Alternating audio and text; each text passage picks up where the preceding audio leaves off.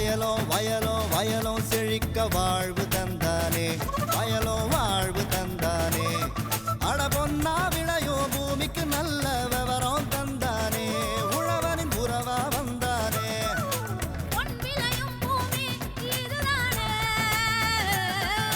வயலோ வயலோ வயலோ செழிக்க வாழ்வு தந்தானே, வயலோ வாழ்வு தந்தானே. அட பொன்னா விளையோ பூமிக்கு நல்ல விவரம் தந்தானே, உழவனின் உறவா வந்தானே. தந்தன தந்தன தன தந்தானே, மண்ணளம் பொங்கிட துணை வந்தானே. தந்தன தந்தன தன தந்தானே, மண்ணளம் பொங்கிட துணை வந்தானே. வேளாண் பெருமக்களுக்கு அன்பு வணக்கம். இன்றைய பொன் விளையும் பூமி நிகழ்ச்சியில் முதலில் வருவது வேளாண் செய்திகள், வேளாண் ஆலோசனை நேரம், வேளாண் சந்தை நிலவரம், வேளாண் வானிலை, வேளாண் தொழில்நுட்பம்.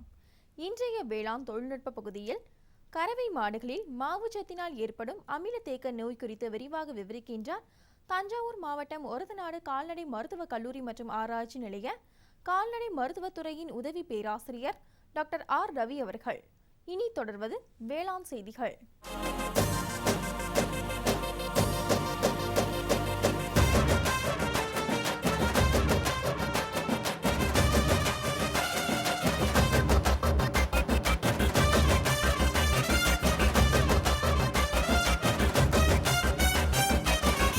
வணக்கம். வேளாண் செய்திகள். முதலில் வருவது மாத்தி யோசிச்சேங்க. பாலூர் 2 ரக கத்தரி சாகுபடி செய்து பயனடைந்த விழுப்புரம் மாவட்டம் நயினார்பாளையம் கிராம வேளாண்மையாளர் பி ஆதிமூலம் அவர்கள் தரும் தகவல்கள். வேளாண் ஆலோசனை நேரத்தில் கோயம்புத்தூர் தமிழ்நாடு வேளாண்மை பல்கலைக்கழகத்திலிருந்து வந்துள்ள தமிழ்நாட்டில் 2016ஆம் ஆண்டிற்கான வடகிழக்கு பருவமழை முன்னறிவிப்பு குறித்த தகவல்கள்.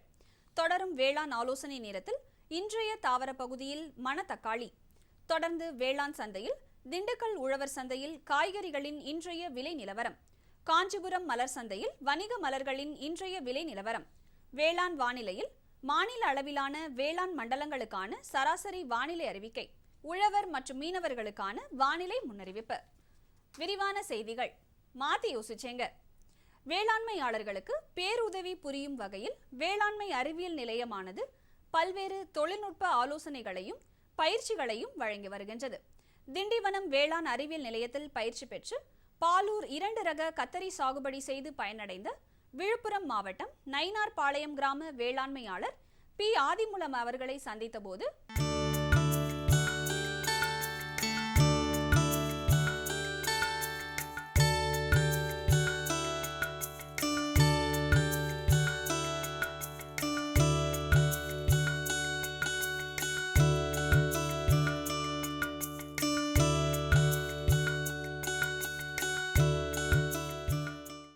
ஒரு 6 ஏக்கர் பயிர் வைக்கிறோம். அதில் பார்த்திங்கன்னா வாழை பண்ணியிருக்கேன், மருவள்ளி பண்ணியிருக்கேன், வெண்டை நட்டிருக்கேன், மிளகா நட்டேன், கொஞ்சம் சவுக்கண்ணி கொஞ்சம் போட்டேன். அதில் பார்த்திங்கன்னா ஒரு 70 சென்ட் கத்திரி பண்ணலான்ட்டு ஒரு ஐடியா பண்ணி செஞ்சேன். அதில் குழி தொட்டு மூலிமா ஒரு நாற்று விட்டு அதில் ஒரு 30 நாள் சென்று நிலத்தை நல்லா உழுது, நல்லா பெரிய களை போட்டு உழுது, திருப்பி சமப்படுத்தி ரொட்டவேட்டர் போட்டு ஓட்டி அதை 4 அடி பாறை போட்டு அதை செஞ்சேன். அதில் நாற்று நட்டு தண்ணியை பாய்ச்சிட்டு ஈரத்துலேயே அது நமர்லேயே நடணும். அது நட்டுட்டு ஒரு 10 நாள் 12 நாள் சென்று களை எடுக்கணும், சந்து களை எடுக்கணும். சந்து களை எடுத்துகிட்டு உரம் லைட்டாக கொஞ்சமான உரம் தான் கொடுக்கணும். அதுக்கு பிறகு பார்த்திங்கன்னா ஒரு 20 நாள் சென்று மறுபடியும் ஒரு களை சீவி அதை ஒரு நல்ல ரேவல் கொண்டு வந்தால் 40 நாள்லேயே இதனுடைய கத்திரி நம்மளுக்கு காய்த்தன்மை இறங்கிட்டோம். இந்த வெரைட்டி பாலூர் 2ங்க. பாலூர் 2ல் இதில் என்ன வித்தியாசம்னா செடி நல்லா அகலத்தன்மை வரணும்.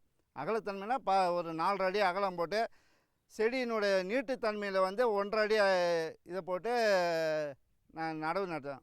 அதில் பாறை ஒரு மாதத்தில் பாறை இது பண்ணி விட்டேன். தண்ணியை கூட ஒரு வாரத்துக்கு ஒரு இடம் ஃபுல்லாக கட்டக்கூடாதுங்க. தண்ணி ஓடி கலந்து தான் திருப்பி அப்படியே உணர்கிற மாரி தண்ணி இது பண்ணிடணும். அதேமாரி பூச்சி கட்டுப்படுத்தலாம். பூச்சி கட்டுப்படுத்தினா விளக்கு பொறி கேவிகே திண்டிவனம் கேவிகேலேருந்து அவங்க கொஞ்சம் எங்களுக்கு ஆலோசனை நிறைய கொடுத்தாங்க. இப்படிலாம் பண்ணாக்கா நல்லா வரும் அப்படின்ட்டு. நல்லா பண்ண போது எனக்கு நல்ல மகசூல் கிடைக்குதுங்க. பார்த்திங்கன்னா வாரம் 2 பறி ஒரு பறிக்கு வந்து எனக்கு வந்து 5000 6000 10,000 கூட வந்துருக்குது. கிலோவுக்கு தகுந்த மாதிரி அதுமாரி வந்தபோது பார்த்திங்கன்னா ஒரு பறிக்கு வந்து நான் இந்த 40 50 சென்ட்லேயே இந்த 70 சென்ட்லேயே பார்த்திங்கன்னா எனக்கு வந்து 1 டன் காய் பறித்தேன். ஒரு கிலோ 40 ரூபாயும் போச்சு, 50 ரூபாயும் போச்சு, 30 ரூபாயும் போச்சு. அதுமாரி போகும்போது பார்த்திங்கன்னா எனக்கு நல்ல லாபம். செலவு உள்பட எல்லாம் போச்சுன்னா எனக்கு வந்து 1 லட்ச ரூபாய்க்கு மேலே நல்ல லாபம் கிடச்சிது 180 நாளில். ஆனால் மெயின் காரணம் எனக்கு வந்து விளக்கு பொறி தான். விளக்கு பொறியால் தான் இன்றைக்கும் பார்த்திங்கன்னா வாரத்தில் 2 வீடு நான் அதனுடைய பூச்சி தன்மையை கட்டுப்படுத்துகிறேன். காலையில் சாயந்தரம் 6 மணிக்கு போட்டாக்கா நைட்டு 10 மணிக்கெலாம் ஆஃப் பண்ணிடணும் அதை. அதுக்கும் பிறகு பார்த்திங்கன்னா நல்ல பூச்சி வந்து அதில் மாட்டிக்கும். அந்த நல்ல பூச்சியை வந்து நம்ம மாட்டிக்க அதை சாவடிச்சிட்டா நம்மளுக்கு அது சரி வராது. அதை வந்து நம்ம எதுவும் பண்ணக்கூடாது. அதனால் அதுக்கும் பிறகு தான் நல்ல பூச்சியே 10 மணிக்கு மேலே தான் நல்ல பூச்சி வந்து அதனுடைய இதை வரும். அதுக்காக 10 மணிக்கெலாம் ஆஃப் பண்ணிடணும். அதே மாதிரி டெய்லியுமே சாயந்தரம் 6 மணிக்கு போட்டு அது 3 நாள் 4 நாள் அதுக்கு மேலே வந்துன்னா ஒரு மாதிரி ஆகிடும். அந்த பூச்சியெல்லாம் எடுத்து மரம் அதில் தெளித்து ஒரு பள்ளம் வேண்டி கொண்டு புதைக்கலாம். இல்லைனா அது ஒரு இதை போட்டு எரிச்சிடணும். இந்த கத்திரிக்காய் எடுத்தும் போய் இங்கேருந்து நம்ம எடுத்தும் போயிட்டு அவங்ககிட்ட கொடுத்துன்னு விற்றுக்குன்னு லோல் போட்டுக்கின்னு அது மாதிரிலாம் எனக்கு எந்த கஷ்டமும் கிடையாதுங்க. இப்போ நான் அவங்ககிட்ட போயிட்டு மார்க்கெட்டில் இதுமாதிரி ஒரு ஏஜென்ட்டு தெரியப்படுத்தினேன். அவங்களே இப்போ வண்டியை எடுத்துன்னு வந்து இங்கே தோட்டத்திலே வந்து எடுத்து போடுறாங்க. எனக்கு எந்த செலவும் கிடையாது. இப்போ வந்து மூட்டை தச்சு நான் பில்லை போட்டு வச்சுருவேன் இங்கே. அவங்களுக்கு வந்து நேராக எங்கள் வீட்டுக்கே வந்து பில்லை கொண்டாந்து கொடுத்துறாங்க. அமௌண்ட்டு இந்த ரேட்டுக்கு போட்டு எங்களுக்கே அங்கே போனாலும் அந்த ரேட்டுக்கு சொல்கிறாங்க, இந்த ரேட்டுக்கு தான் போகுது அப்படின்ட்டு. அந்த ரேட்டுக்கு வந்து எங்களுக்கு பட்டி போட்டு பில்லு போட்டு கொடுத்துறாங்க. டிரான்ஸ்போர்ட்டுன்னா மூட்டையும் பேரில் தான் 50 ரூபா ஒரு மூட்டைக்கு. மீதி எதுவும் வந்தாலும் பேர் அதே 50 கிலோ போனால் கூட 20 கிலோ 30 கிலோ அதுக்கெல்லாம் எங்களுக்கு காசு வாங்கலை. இது வந்து நல்ல எங்களுக்கு திட்டமாகுது. மேலும் விவரங்கள் பெற வேளாண்மையாளர் பி. ஆதிமூலம் அவர்களை 09865356750 என்ற கைபேசி எண்ணில் தொடர்பு கொள்ளலாம். இனி வருவது வேளாண் ஆலோசனை நேரம்.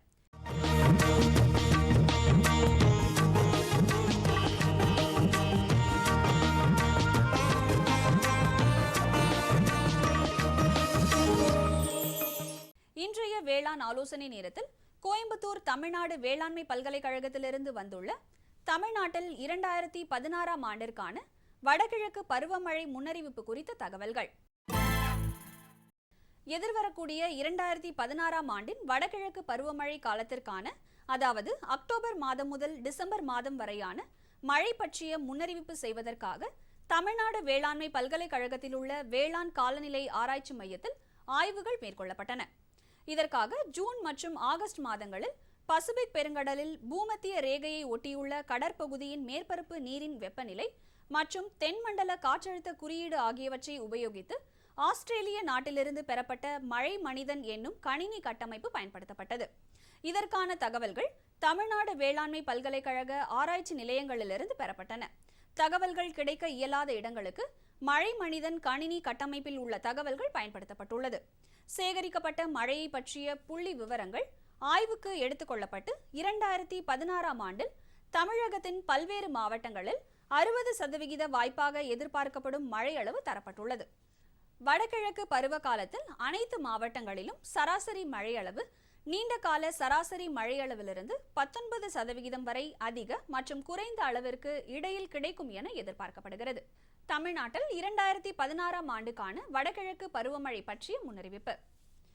மேற்கு மண்டல மாவட்டங்களான கோயம்புத்தூரில் நீண்டகால சராசரி மழையளவு 328 மில்லிமீட்டராகவும் எதிர்பார்க்கப்படும் மழையளவு 343 மில்லிமீட்டராகவும் எதிர்பார்க்கப்படும் அளவுகோல் சராசரி மழையளவாகவும், திருப்பூரில் நீண்டகால சராசரி மழையளவு 314 மில்லிமீட்டராகவும் எதிர்பார்க்கப்படும் மழையளவு 323 மில்லிமீட்டராகவும் எதிர்பார்க்கப்படும் அளவுகோல் சராசரி மழையளவாகவும், ஈரோட்டில் நீண்டகால சராசரி மழையளவு 314 மில்லிமீட்டராகவும் எதிர்பார்க்கப்படும் மழையளவு 315 மில்லிமீட்டராகவும் எதிர்பார்க்கப்படும் அளவுகோல் சராசரி மழையளவாகவும், வடகிழக்கு மண்டல மாவட்டங்களான சென்னையில் நீண்டகால சராசரி மழையளவு 788 மில்லிமீட்டராகவும் எதிர்பார்க்கப்படும் மழையளவு 731 மில்லிமீட்டராகவும் எதிர்பார்க்கப்படும் அளவுகோல் சராசரி மழையளவாகவும், திருவள்ளூரில் நீண்டகால சராசரி மழையளவு 588 மில்லிமீட்டராகவும் எதிர்பார்க்கப்படும் மழையளவு 558 மில்லிமீட்டராகவும் எதிர்பார்க்கப்படும் அளவுகோல் சராசரி மழையளவாகவும்,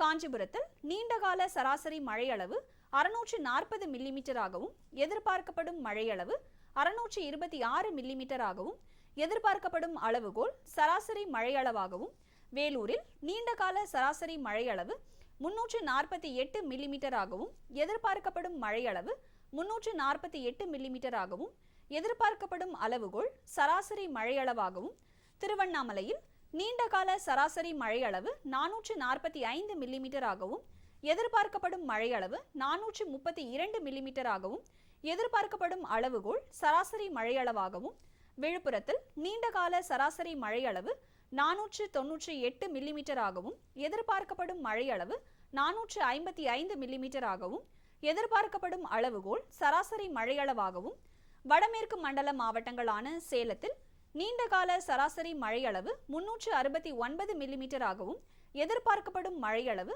366 மில்லிமீட்டராகவும் எதிர்பார்க்கப்படும் அளவுகோல் சராசரி மழையளவாகவும், நாமக்கல்லில் நீண்டகால சராசரி மழையளவு 291 மில்லிமீட்டராகவும் எதிர்பார்க்கப்படும் மழையளவு 278 மில்லிமீட்டராகவும் எதிர்பார்க்கப்படும் அளவுகோல் சராசரி மழையளவாகவும், தர்மபுரியில் நீண்டகால சராசரி மழையளவு 329 மில்லிமீட்டராகவும் எதிர்பார்க்கப்படும் மழையளவு 355 மில்லிமீட்டராகவும் எதிர்பார்க்கப்படும் அளவுகோல் சராசரி மழையளவாகவும், கிருஷ்ணகிரியில் நீண்டகால சராசரி மழையளவு 289 மில்லிமீட்டராகவும் எதிர்பார்க்கப்படும் மழையளவு 302 மில்லிமீட்டராகவும் எதிர்பார்க்கப்படும் அளவுகோல் சராசரி மழையளவாகவும், காவிரி பாசன மண்டல மாவட்டங்களான திருச்சிராப்பள்ளியில் நீண்டகால சராசரி மழையளவு 390 மில்லிமீட்டராகவும் எதிர்பார்க்கப்படும் மழையளவு 374 மில்லிமீட்டராகவும் எதிர்பார்க்கப்படும் அளவுகோல் சராசரி மழையளவாகவும், தஞ்சாவூரில்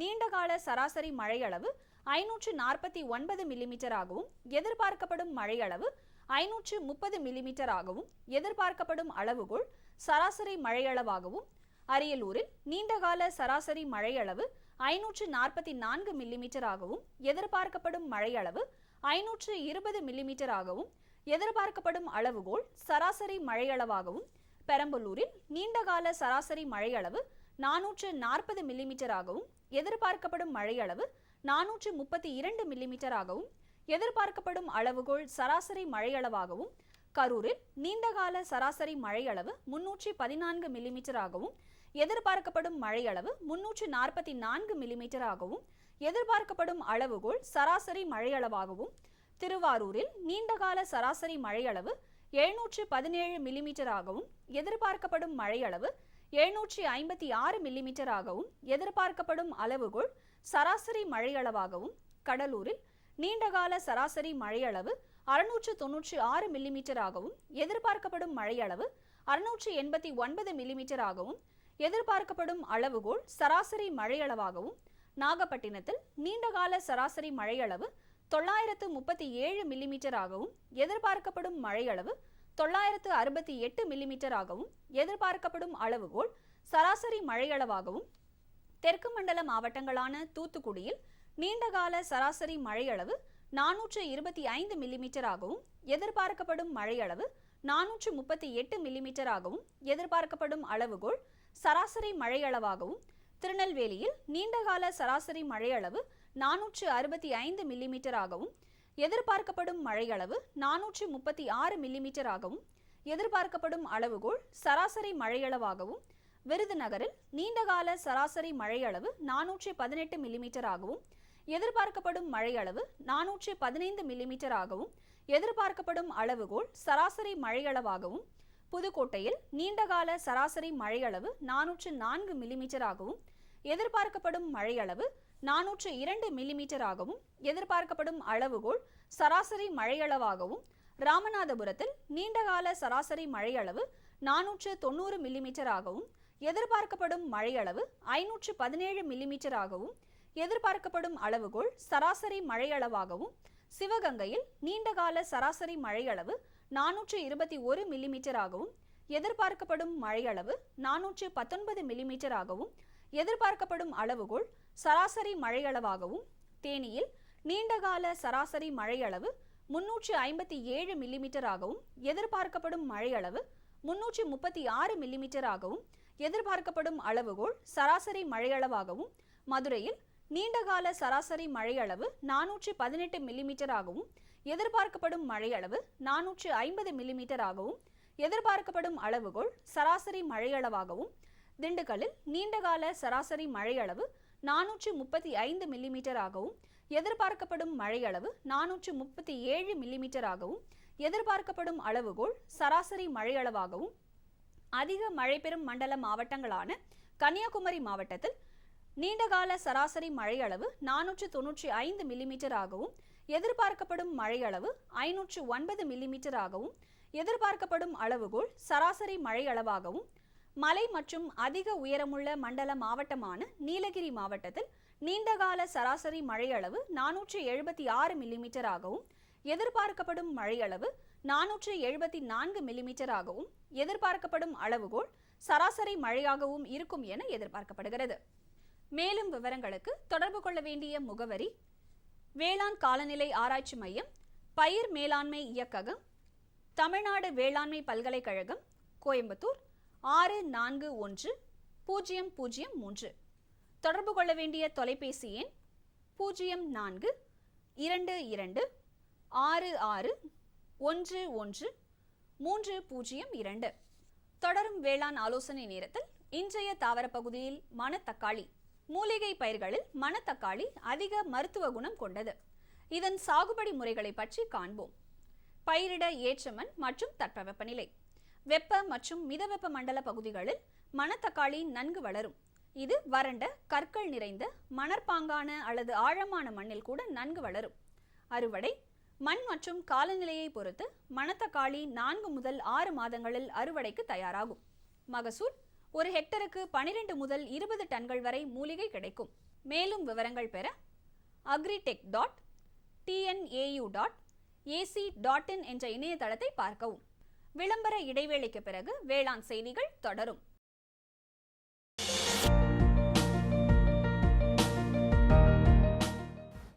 வேம்பு கலந்த யூரியா.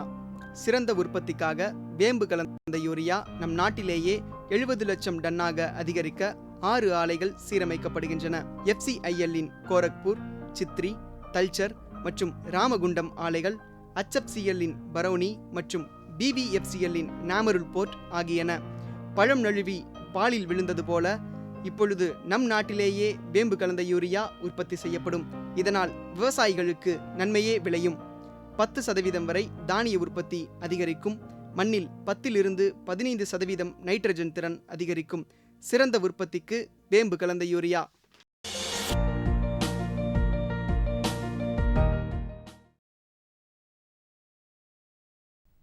இனி வருவது வேளாண் சந்தை.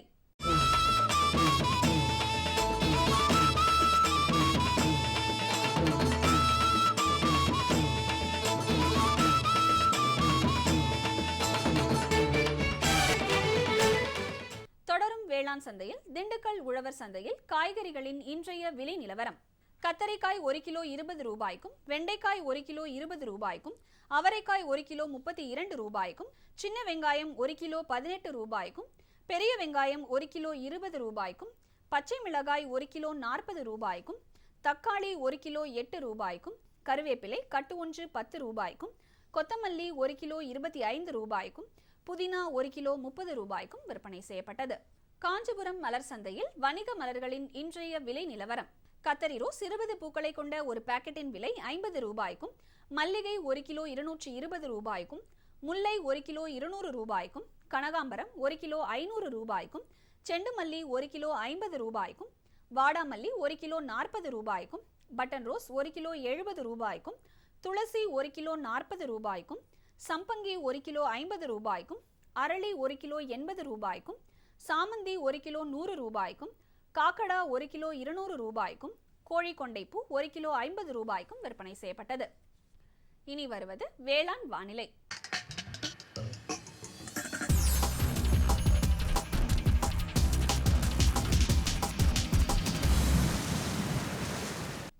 மாநிலத்தில் சராசரி வானிலை அறிவிப்பு. காற்றின் வெப்பநிலை அதிகபட்சமாக 35 டிகிரி செல்சியஸ் ஆகவும், குறைந்தபட்சமாக 23.7 டிகிரி செல்சியஸ் ஆகவும், காற்றின் ஒப்பு ஈரப்பதம் 65% ஆகவும், காற்றின் வேகம் மணிக்கு 4 கிலோமீட்டர் ஆகவும், மண்ணின் ஈரப்பதம் 15 சென்டிமீட்டர் ஆழத்தில் 20.9%ஆகவும், மண்ணின் வெப்பநிலை 15 சென்டிமீட்டர் ஆழத்தில் 30.2 டிகிரி செல்சியஸ் ஆகவும், மழையளவு 4.9 மில்லிமீட்டர் ஆகவும், சூரிய கதிர்வீச்சு 433.4 கலோரி பெர் சென்டிமீட்டர் ஸ்கொயர் ஆகவும், வளிமண்டல அழுத்தம் 1051 ஹெக்டா பாஸ்கல் அளவாகவும், இலையின் ஈரப்பதம் மணிக்கு 3.2 ஆகவும் இருந்தது. வானிலை முன்னறிவிப்பு. உழவர்களுக்கான வானிலை முன்னறிவிப்பு. தமிழகம் மற்றும் புதுச்சேரியின் ஒரு சில இடங்களில் மழையோ அல்லது இடியுடன் கூடிய மழையோ பெய்யக்கூடும். மீனவர்களுக்கான வானிலை முன்னறிவிப்பு. தமிழகம் மற்றும் புதுச்சேரியின் கடலோர பகுதிகளில் எச்சரிக்கை ஏதுமில்லை. இத்துடன் இன்றைய வேளாண் செய்திகள் நிறைவடைகிறது. வணக்கம். இதை கேளு.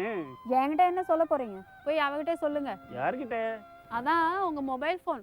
காலையில சாயங்காலம் ராத்திரி பகலுன்னு ஒட்டிட்டு இருக்கீங்க. கேட்டா விவசாய கால் சென்டர்ட பேசிட்டு இருக்கேன்னு சொல்றீங்க. ஓ, இதுதான் விஷயமா? ஆமா, என்னாச்சு? இப்பெல்லாம் பேசுறது இல்லையா? இப்பெல்லாம் பேச்சு சீக்கிரமா முடிஞ்சிடுது. அப்படியா?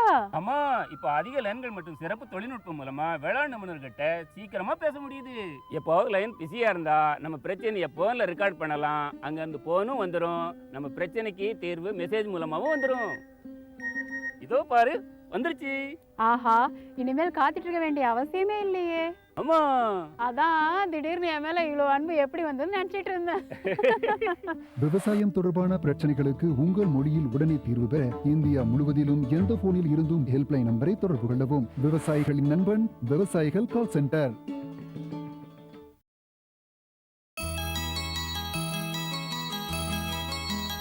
கால்நடை வளர்ப்பு வேளாண்மையில் ஒரு ஒருங்கிணைந்த பகுதியாக இருப்பதோடு கிராமப்புற மக்களின் வாழ்வாதாரத்திற்கும் ஆதாரமாக உள்ளது. இத்தகைய கால்நடை வளர்ப்பில் முறையான பராமரிப்பு மிகவும் அவசியம். முறையான பராமரிப்பானது இவற்றில் ஏற்படும் நோய் மேலாண்மையை பொறுத்தே அமைகின்றது.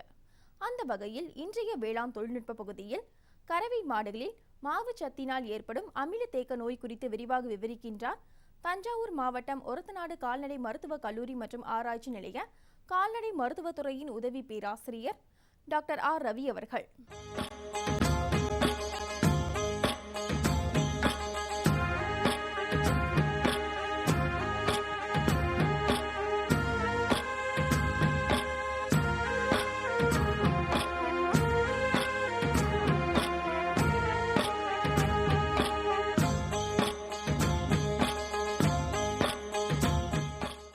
அன்பார்ந்த விவசாய பெருமக்களுக்கு இன்று நான் சொல்லக்கூடியது கறவை மாடுகளில் மாவுச்சத்தினால் ஏற்படும் அமிலத்தேக்கம் நோய் பற்றி கூற வந்திருக்கிறேன். இந்த நோய் எதனால் ஏற்படுகிறது அப்படின்னு பார்த்தீங்கன்னா, பெரும்பாலும் இன்றைக்கி இந்த நோய் ரொம்ப காமனாக இதாகிட்டு இருக்கு. இது மற்ற ஒரு கிருமினால் பரவக்கூடிய நோய் அல்ல. இது நம்மளால் மாடுகளுக்கு ஏற்படக்கூடிய நோய். என்னென்ன எதனால் இந்த ஏற்படுது? மாவுச்சத்து இதில் அதிகமாக இருக்குது அப்படின்னு பார்த்துக்கிட்டிங்கன்னா, அரிசி, கோதுமை மாவு, கஞ்சி, மீதமுள்ள சோறு இவைகளில் மாவுச்சத்து அதிகமாக உள்ளது. இவை அதாவது என்னென்னா, அதிகமாக கார்போஹைட்ரேட் என்று சொல்லக்கூடிய மாவுச்சத்து அதிகமாக உள்ளது. இது மாடு நம்ம மாட்டுக்கு தரும்போதோ அல்லது அவை திடீரென எடுக்கும்போதோ அவைகளுக்கு அமிலத்தன்மை அதனுடைய இதில் ஏற்படுகின்றது. பொதுவாக நாங்கள் இங்கே வரக்கூடிய விவசாய பண்ணையாளர்கிட்ட நாங்கள் கேட்கும்போது அவங்கக்கிட்ட ஏன் மாட்டுக்கு மாவு பொருள் கொடுக்குறீங்க அப்படின்னு கேட்டால் அவங்க சொல்லக்கூடியது என்ன அப்படின்னா, சார் நம்ம சாப்பிட்றது செரிமானம் ஆயிடுது, அதே போல் தான் மாட்டுக்கும் கொடுத்தா அதுவும் செரிமானம் ஆகிடும் அப்படின்னு சொல்லிட்டு நாங்கள் கொடுக்குறோம் அப்படின்னு சொல்கிறாங்க. ஸோ அவங்கக்கிட்ட நாங்கள் சொல்கிறது என்னென்னா, அவங்கக்கிட்ட இல்லை எல்லாத்துக்கிட்டுமே மாடு அதாவது அவை அசைபோடும் பிராணி. நம்ம என்ன சோறு இது மாதிரி சாப்பிட்டு நொதித்தல் மொழியில் செரிக்கக்கூடியவைகள் நாமெல்லாம். ஸோ இது பொதுவாகவே வித்தியாசமானது. ஸோ அதனால் நீங்கள் மாவுச்சத்து அதிகமுள்ள பொருட்களை ஆடு, மாடு போன்ற அசைபோடும் பிராணிகளுக்கு அதிகம் அளிக்காதீர்கள். சரிங்க சார், இப்படி சாப்பிட்டுருச்சு என்ன பண்ணலாம் அப்படின்னு கேட்டிங்கன்னா, இதில் 3 நிலைகள் உள்ளன. இப்பொழுது 3 நிலைகள் உள்ளன.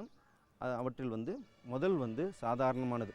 ஸோ கொஞ்சமாக சாப்பிட்டுடுச்சு அப்படின்னா அவை தீனி உண்ணாமல் இருக்கும், வயிறு உப்பசம் இருக்கும், கழிச்சல் ஏற்படும். இவை முதல் நிலை. இவற்றிற்கு நீங்கள் வீட்டிலேயே இருக்கக்கூடிய ஆப்பச்சோடா அல்லது ஆண்டாசிட் என்று சொல்லக்கூடிய ஜெலிசில் டைஜின் போன்ற மருந்துகள் மெடிக்கல் ஷாப்பில் விற்கிது. அதை நீங்கள் வாங்கி கொடுத்தீங்கன்னா ஓரளவுக்கு ரெடி ஆகிடும். அடுத்த நிலை அப்படின்னு பார்த்துக்கிட்டிங்கன்னா, அதாவது என்னென்னா, இந்த அமிலத்தன்மை இரத்தத்தில் போய் சேரும் பொழுது அவை மூளையை பாதிக்கின்றன. அதனால் என்ன பண்ணும் அப்படின்னா, மாடு தள்ளாடி நடக்கும், கழிச்சல் அதிகமாக ஏற்படும், அப்புறம் தீனி உண்ணாத நிலை ஏற்படும். இந்த கழிச்சலை வச்சே நம்ம இந்த நோயை வித்தியாசப்படுத்திடலாம். எப்படின்னு கேட்டிங்கன்னா, இப்போ சுத்தமாக பில்லு இது மட்டும் சாப்பிட்டு உங்களுக்கு கழிச்சல் மாடு சாணி போட்டுதுன்னா, அந்த சாணியில் எந்த ஒரு சுமல், அதாவது கெட்ட வாடை அடிக்காது. ஆனால் இந்த மாதிரி மாவு பொருட்களை சாப்பிட்டு அவை சாணி போடும்போது அவைகளின் சாணிகளிலிருந்து உங்களுக்கு கெட்ட வாடை வரும். ஸோ இதை வச்சு மாடு மாவு சாப்பிட்ருக்கு அப்படின்னு சொல்லலாம். ஸோ இந்த 2வது நிலை அப்படின்னு பார்த்துக்கிட்டோம்னா, தள்ளாடி நடக்கிறது. இது மருத்துவரை அருகில் உள்ள கால்நடை மருத்துவரை அழைத்து அவனை வைத்தியம் பார்த்தால் மட்டும்தான் சரியாகும். அடுத்தது 3வது நிலை அப்படின்னு போகும்போது இதை விட கொஞ்சம் தீவிரத்தன்மை, அதாவது அதிகமாக மாவுச்சத்தை சாப்பிட்ட உடனே ஏற்படக்கூடிய தீவிர நிலை. மாடு படுத்துக்கிட்டு எழாமல் இருக்கும், அல்லது 4 காலையும் ஒரு பக்கம் சாய்ஞ்சி படுத்திருக்கும். ஸோ இந்த நிலை ரொம்ப ஒரு கடினமான நிலை. இந்த நிலையில் குணப்படுத்துறது கொஞ்சம் சிரமம். அதனால் கால்நடை மருத்துவரை நம்ம கண்டிப்பாக கூப்பிட்டு அழைத்து வைத்தியம் பார்த்தால் மட்டுமே இது சரியாகும்.